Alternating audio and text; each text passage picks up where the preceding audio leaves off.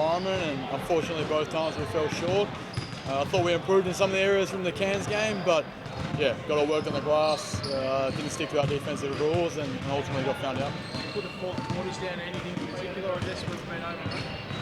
No, not really. I think the thing that the fourth quarter is obviously the result that we're seeing, but there's signs along the way that there's a little bit of fool's gold there when you're kind of like, oh, we're up 5, or I thought even Saturday night here against Cairns, we felt like we were down by 20, but I think we were up 7, but it had that feeling of like some things weren't going our way, and yeah, we've got to put a fork, we've got to end those in the first 3 quarters and try and steady the tide a bit, but yeah, the fourth quarters as a result, like a kid like Hiram Harris, third quarter started to turn the tide a little bit, and by the fourth he was rolling and everyone else was rolling with him, so yeah, there's some things there we've got to fix up earlier in the game, but yeah.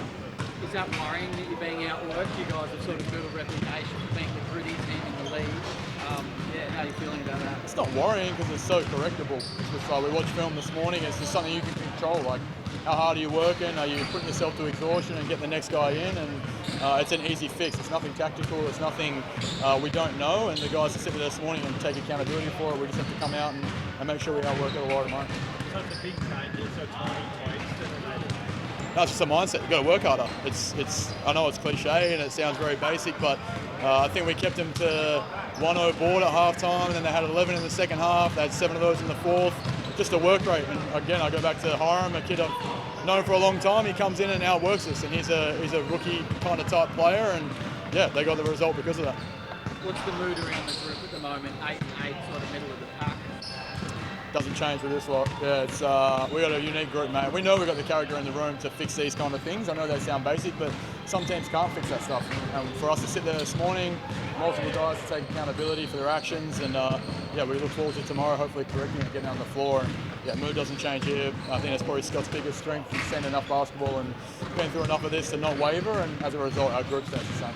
Playing at home, mate, you want to correct that too, I guess? It'd be nice. Yeah, it'd be really good. I mean, it's we spoke about it a little bit the other day. We've been much better on the road in these quieter gyms, and I don't know if there's something to that. You probably got the crowd going too hard, mate. We can't hear anything, but yeah, we have to protect home floor. We've got a big stretch coming up at home. We've played, I think, the least amount of home games out of anyone, and that gives us a massive advantage towards the back end of the year. But we have to take advantage of that, and if we don't, we'll regret it. Have you been impressed by Isaac White's contribution to the group? Yeah, Whitey's been great since day one.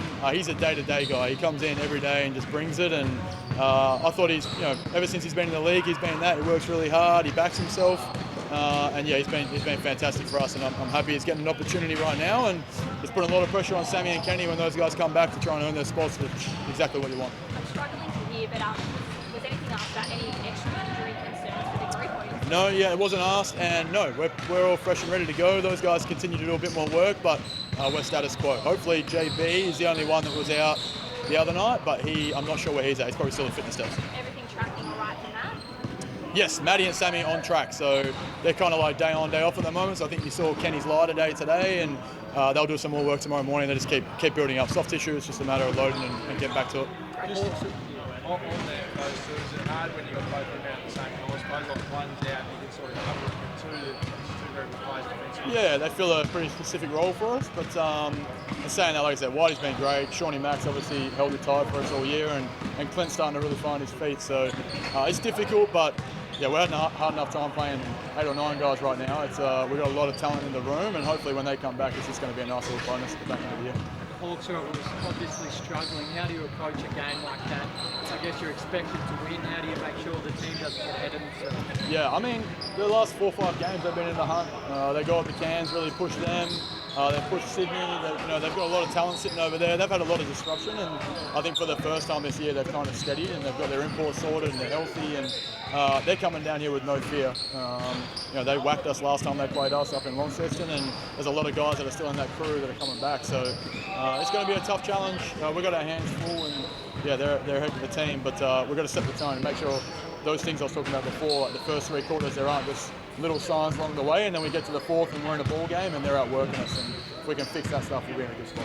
Do you see it as a danger game, considering people will look at themselves on the ladder and think you guys should win? Every game this year is a danger game. This time of year, it's NBL's too good to take any game off, and I think you're seeing that right across the league. And some teams match up better with other teams, and whatever it might be, but it's always going to reward who gets better as the year goes on. So it sucks that we had 2 losses in a row, but we're grateful for that learning opportunity, and now we just got to go out and execute and be better for it.